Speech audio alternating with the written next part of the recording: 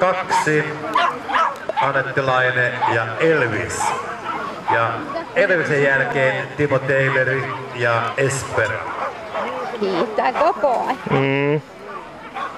Ja Mineissä nähdään sitten nyt kovaa vauhtia, sillä Anna Ström on Ellin kanssa tuolla radalla hakemassa kärkisijoitusta.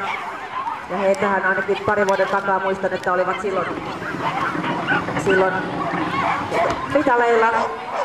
Hienosti päästiin tuonne kepeillekin sisään, jatketaan matkaa.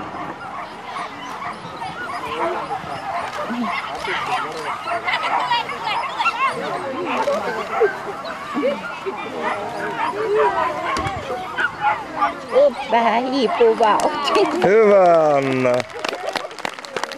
Toista ensimmäisen radan jälkeen valmistautuvat Lätty, Nikke, Heta ja Liina. -6,68.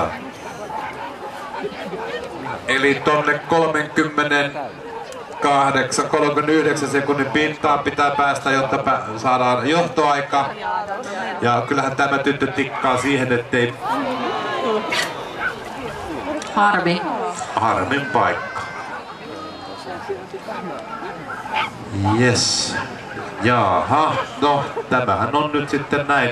Vitonen on vitonen ja sitä ei muuksi muuteta.